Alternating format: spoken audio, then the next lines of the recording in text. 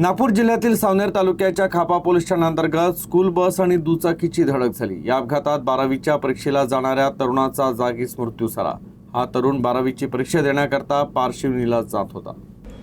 नागपूर जिल्ह्यातील सावनेर तालुक्यातल्या खापा पोलीस ठाण्याअंतर्गत पंजाब खैरी गावाजवळ मंगळवारी सकाळी 8:15 वाजताच्या सुमारास हा अपघात झाला। मिळालेल्या माहितीनुसार एका स्कूल बसनं दुचाकीला धडक दिली। यात तरुणाचा जागीच मृत्यू झाला।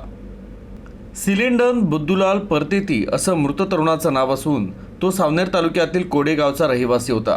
हा तरुण 12वीची परीक्षा देण्याकरता पारशिवनी इथं जात असताना हा दुर्दैवी अपघात झाला।